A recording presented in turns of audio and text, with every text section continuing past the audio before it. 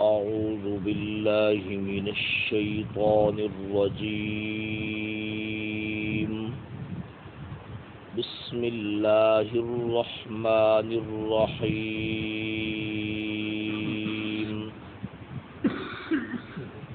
وإن خفتم ألا تقسطوا في اليتامى فانكحوا ما طاب لكم من النساء مثنى وثلاث ورباع فإن خفتم ألا تعدلوا فواحدة أو ما ملكت أيمانكم ذلك أدنى ألا تعولوا.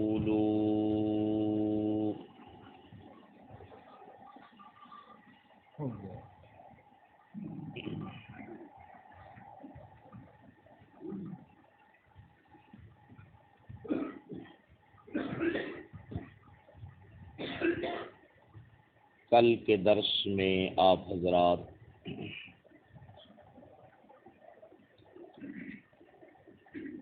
اس آیت مبارکہ کا جو ترجمہ ہے اور کچھ مختصر مفہوم ہے وہ سن چکے ہیں،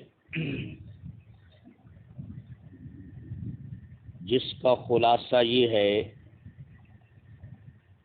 کہ مال یتیم کو کسی بھی ہیلے اور بہانے سے کھانا اور اس پہ قبضہ کرنا اس کی شریعت میں اجازت نہیں ہے۔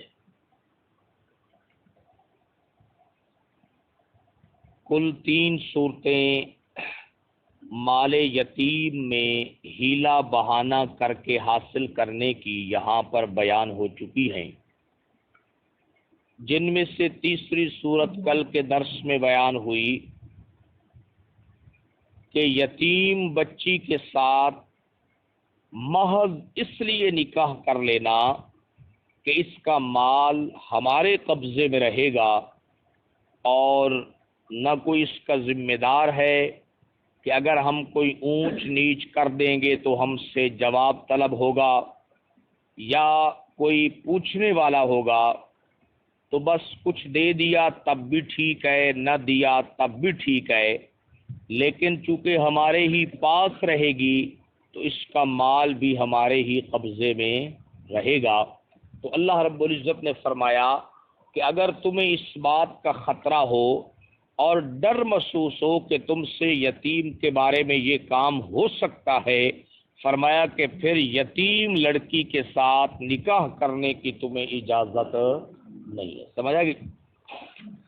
تو اللہ رب العزت نے فرمایا کیوں؟ اس لیے اب مفسرین فرما رہے ہیں کہ اس کے اس کو 2 فائدے ہوں گے کہ جب وہ اس کا نکاح اپنے ساتھ نہیں کرے گا، کسی اور جگہ پر کر دے گا، تو اس کو 2 فائدے حاصل ہوں گے۔ ایک فائدہ تو یہ حاصل ہوگا کہ وہ اس کے بارے میں ہر قسم کے گناہ سے محفوظ ہو جائے گا، کہ جو اس کے ذہن میں خطرات پیدا ہو رہے تھے حق مہر دینے کے حوالے سے، کھانے پینے کی چیزوں کے حوالے سے، اور اسی طرح اس کے مال کے حوالے سے، جب اس کا نکاح آگے کر دے گا، اس کا مال اس کے سپرد کر دے گا، تو وہ اس کے بارے میں اور اس کے مال کے بارے میں ہر قسم کے گناہوں سے کیا ہے؟ بچ جائے گا۔ سمجھ آ گئی؟ اور دوسری بات یہ ہے کہ اس صورت کے اندر جب وہ اپنے ہاتھوں سے خود اس کا نکاح آگے کر کے دے گا تو اس کا پیچھے سے ذمہ دار بنے گا یا نہیں بنے گا؟ کیوں جی؟ اس کا ذمہ دار بنے گا یا نہیں بنے گا؟ کیوں؟ اس لیے کہ جب اس نے خود نکاح کر کے دیا ہے تو ظاہر بات ہے کہ جن کو نکاح کر کے دیا ہے تو ان کے لیے تو ذمہ دار وہی ہے۔ اگر اس بچی کے ساتھ وہ کوئی اونچ کرتے ہیں، کوئی نیچ کرتے ہیں، کوئی گرمی سردی کرتے ہیں، کوئی غم و غصہ کرتے ہیں، تو پھر کم از کم اس یتیم لڑکی کی طرف سے کوئی نہ کوئی تو ان سے پوچھنے والا کیا ہے؟ ہوگا۔ سمجھا کہ جناب؟ تو فرمایا کہ یہ 2 فائدے اس کو پھر حاصل ہوں گے۔ ایک تو یہ ہے کہ اس کا مال کھانے سے وہ کیا ہو جائے گا؟ بچ جائے گا، اور دوسری بات یہ ہے کہ اس کی طرف سے کوئی نہ کوئی مشکل وقت میں بات کرنے والا بھی کیا ہے؟ موجود ہوگا۔ تو اللہ رب العزت نے فرمایا وَإِنْ خِفْتُمْ أَلَّا تُقْسِطُوا، اور اگر تم ڈر محسوس کرو اس بات سے کہ یہ کہ تم انصاف نہیں کر سکو گے یتیم بچیوں کے بارے میں، فرمایا کہ پھر ان کے ساتھ نکاح مت کرو. سمجھ آئے گی؟ فَانْكِحُوا، پھر نکاح تم کرو کن کے ساتھ؟ مَا طَابَ لَكُمْ، جو تمہیں پسند ہو، جو تمہیں کیا ہے اس کے علاوہ پسند ہو. کیا مطلب ہے؟ کہ طبی طور پر تمہاری طبیعت کو وہ پسند ہو اور شرعی طور پر ان کے ساتھ نکاح کرنا تمہارے لیے حلال بھی ہو. یہ نہ ہو کہ تمہاری طبیعت کو تو بہت پسند لگ رہی ہیں مگر شرعی طور پر ان کے ساتھ نکاح کرنا حلال نہ ہو، تو طبیعت کو پسند بھی ہو تو پھر اس کے ساتھ نکاح کی اجازت نہیں ہوگی. وہ انشاءاللہ اسی پارے کے آخری رکوع میں 14 قسم کی عورتیں آ رہی ہیں جن کے ساتھ نکاح کرنا ہمیشہ کیا ہوتا ہے؟ حرام ہوتا ہے. سمجھ آئے گی؟ اس لیے یہاں پر حضرت شاہ صاحب رحمہ اللہ نے یہ خوبصورت جملہ ارشاد فرمایا کہ جو تمہیں طبعاً پسند ہو اور شرعاً تمہارے لیے کیا ہو؟ حلال ہو. سمجھ آئے گی جناب والا؟ تو ان کے ساتھ تم کیا کر لو بھائی؟ نکاح کر لو. اور جو تمہیں پسند ہو، اور مومن کی پسند کیا ہونی چاہیے، کل کے درس میں اس کے بارے میں جو نبی پاک صلی اللہ علیہ وسلم نے حضرت سیدنا ابو ہریرہ کو نصیحت کی تھی، اس ایک بات کا تذکرہ ہو چکا ہے، تفصیل انشاءاللہ آئے گی، کہ جس میں آپ نے فرمایا تھا کہ لوگ مال کی وجہ سے بھی نکاح کرتے ہیں، جمال کی وجہ سے بھی کرتے ہیں، حسب و نسب کی وجہ سے بھی کرتے ہیں. ابو ہریرہ تو جب بھی نکاح کرے تو کس چیز کو دیکھ کر نکاح کرنا؟ دین کو دیکھ کر نکاح کرنا، ان کے کردار کو دیکھ کر، ان کے عقائد اور اعمال کو دیکھ کر ان کے ساتھ کیا کرنا؟ نکاح کرنا. آگے دیکھیے ذرا، پھر قرآن نے فرمایا کہ یتیموں کو چھوڑ دو اور نکاح کر لو جو تمہیں پسند ہو. فرمایا مسنا، تمہیں اجازت ہے 2 نکاح کر لو، تمہیں اجازت ہے وثلاثہ، 3 نکاح کر لو، ورباع، اور تمہیں اجازت ہے کہ 4 نکاح کر لو. اب یہاں پر تعدد ازواج کا مسئلہ انشاءاللہ ہم بیان کریں گے، لیکن اس سے پہلے ایک بات آپ کی خدمت میں مختصر عرض کرنا چاہتا ہوں. آج پھر ماشاءاللہ آپ اکثریت دوستوں پہ نیند کا بہت خوب غلبہ ہو رہا ہے، تو ان کے احترام میں مختصر کرتا ہوں اور ایک ہی بات عرض کرتا ہوں آپ کے لیے، اس بات کو بھی سمجھ جائیں. وہ یہ ہے کہ اب یہاں پر یہ سوال پیدا ہوتا ہے کہ اللہ رب العزت نے تعدد ازواج کی اجازت دی ہے، سمجھ آئے گی؟ شرط لگائی ہے کہ اگر تم ان کے درمیان عدل کر سکو، ان کے درمیان انصاف کر سکو تو پھر تمہیں اجازت ہے کہ 1 سے زائد نکاح بھی کر لو. لیکن اگر تمہیں اس بات کا ڈر ہو کہ اللہ تعدلو، کہ تم عدل نہیں کر سکو گے، فواحدتن، تو پھر فقط ایک ہی عورت پر کیا کرنا ہے؟ اکتفا کرنا ہے. سمجھ آئے گی؟ اب یہاں پر یہ بات آپ کو سمجھانی ہے، مختصر آج عرض کر دیتا ہوں. وہ یہ ہے کہ اللہ رب العزت نے جب ایک مرد کو تعدد ازواج کی اجازت دی ہے تو پھر 4 کے اوپر بند کیوں کر دیا ہے؟ 4 پر اس حکم کو بند کیوں کر دیا ہے؟ اللہ نے فرمایا کہ 2 کر سکتے ہو، 3 کر سکتے ہو، ورباع، اور کتنے کر سکتے ہو؟ 4 کر سکتے ہو. قرآن مجید نے جب تعدد ازواج کی اجازت دے دی تو پھر اللہ رب العزت نے فرمایا اجازت تو ہے ایک شرط کے ساتھ، لیکن فرمایا شرط کے ساتھ بھی اجازت محدود ہے. کتنی عورتوں کے ساتھ؟ 4 کے ساتھ. فرمایا بے شک تم عورتوں کے درمیان انصاف بھی کرو، عدل بھی کرو، مگر 4 سے اوپر جانے کی تمہیں اجازت نہیں ہے. سمجھ آئے گی جناب والا؟ اب اس کی وجہ کیا ہے؟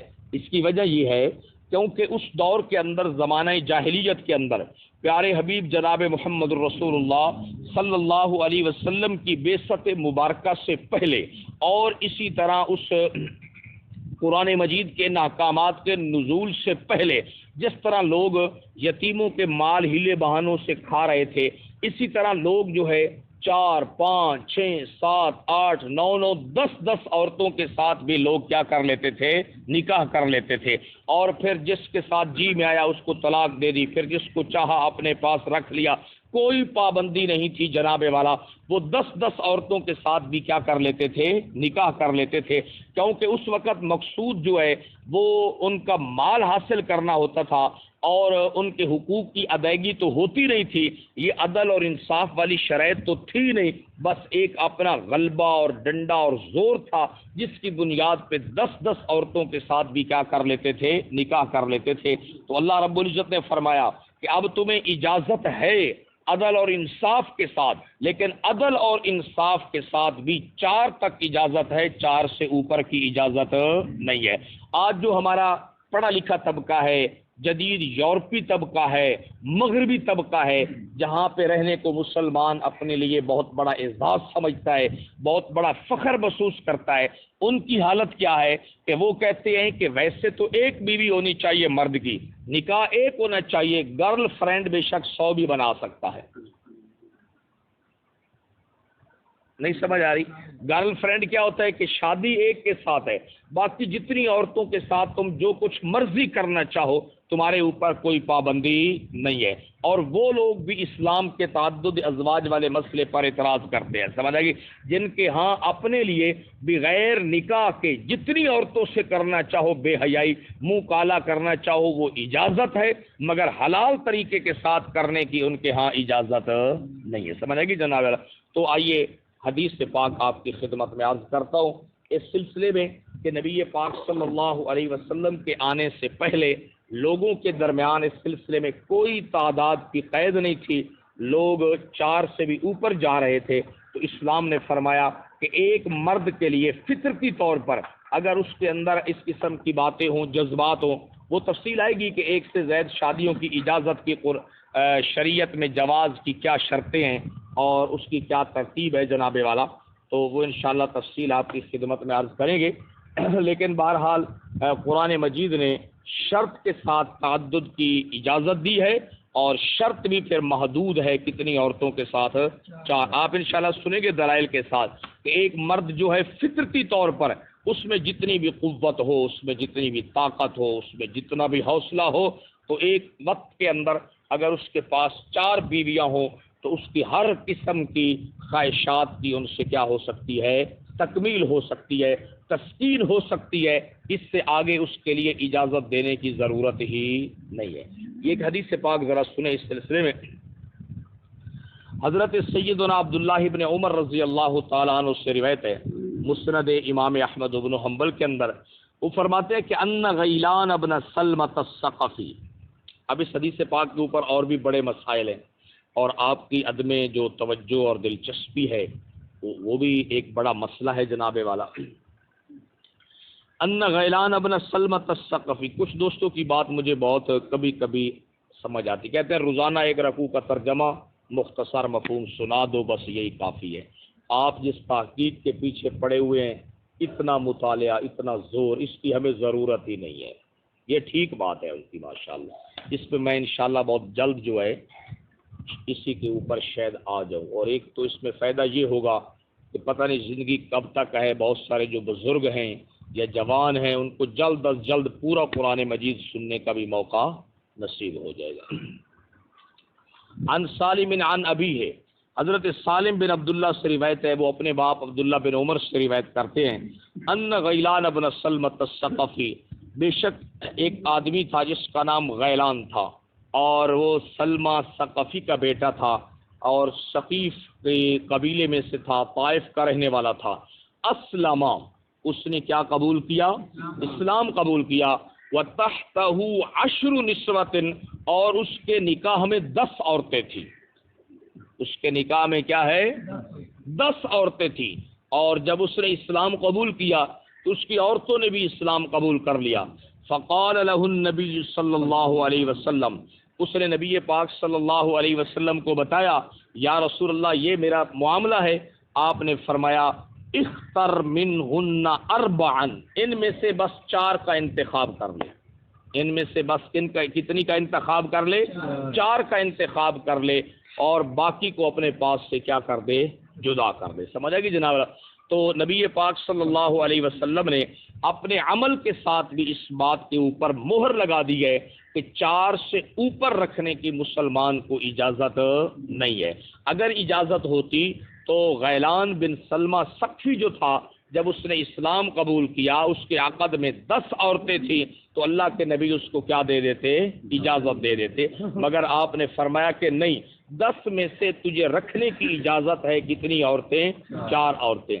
یہاں پر مفسرین نے نا ایک مسئلہ بیان کیا ہے نکاح کے حوالے کے ساتھ، کہ اب آپ یہ دیکھیں کہ جب اس نے ان کے ساتھ نکاح کیا تھا، اس وقت تو وہ کافر تھے، اس وقت وہ کیا تھے؟ کافر تھے۔ اب جب انہوں نے اسلام قبول کر لیا تو کیا اللہ کے نبی نے ان سے فرمایا کہ جن 4 کو رکھنا چاہتا ہے ان سے نکاح بھی دوبارہ کر؟ یہ ایک بڑا تفصیلی مسئلہ ہے، بھائی اشارہ ہو گیا آپ کے لیے، سمجھا کہ جناب والا، کہ اگر کوئی غیر مسلم ہے، کوئی کافر ہے، اس نے اس حالت کفر کے اندر جو ہے جو بھی ان کا طریقہ تھا آپس میں نکاح کا، اس طریقے پہ اگر انہوں نے نکاح کیا ہے، بعد میں دونوں میاں بیوی اکٹھے مسلمان ہو جاتے ہیں، تو پہلے والا نکاح برقرار ہوگا، پہلے والا ہی نکاح کیا ہوگا؟ برقرار ہوگا، اور جو ان کے بچے ہیں وہ انہی کے بچے سمجھے جائیں گے۔ یہ نہیں ہے کہ یہ تو تم نے زمانہ کفر کے اندر کیا تھا لہذا وہ تمہارا نکاح کالعدم ہے، نہیں۔ نبی پاک صلی اللہ علیہ وسلم جو ہیں خود ان کی جو اپنی بیٹی تھی جناب زینب رضی اللہ تعالی عنہ، ان کے ساتھ بھی یہی معاملہ بنا تھا کہ جب ان کی بیٹی غزوہ بدر کے بعد ان کے خامند جو ہے ابو العاص بن ربیع بدر میں کفار کی طرف سے لڑنے کے لیے آئے، تو اس سے پہلے چونکہ نکاح کرنا جائز تھا، بعد میں پھر آیت آ گئی کہ کافروں سے نکاح کی اجازت نہیں ہے، تو پھر آپ کی بیوی جب بیٹی واپس آ گئی تو ابو العاص بن ربیع جو ہیں وہ ابھی حضرت زینب عدت کے اندر تھی، کہ وہ بھی مسلمان ہو کر واپس آ گئے، تو اللہ کے نبی نے دوبارہ اپنی بیٹی کا نکاح نہیں فرمایا، سمجھے گی جناب؟ تو یہ خود ایک بہت بڑا مسئلہ ہے، اس بات کو سمجھے۔ اگر پہلے کوئی آدمی کسی بھی عقیدے کے اوپر، کسی بھی کفر کے اوپر، کسی بھی غیر اسلامی بات کے اوپر رہا ہو، اور اس حالت میں اس کا نکاح ہو گیا ہو، اور بعد میں وہ اکٹھے مسلمان ہو جائیں، یا عورت مسلمان ہو، عورت جو ہے مسلمان ہو گئی ہے اور ابھی عدت کے اندر ہے، اور خامد نے عدت کے دوران بھی اسلام قبول کر لیا، تو پھر بھی نئے نکاح کی ضرورت نہیں رہے گی، سمجھے گی جناب والا؟ اس سے آگے جو ہے حدیث پاک میں کچھ حصہ ہے، کل سنائیں گے آپ۔ اللهم انت السلام ومنك السلام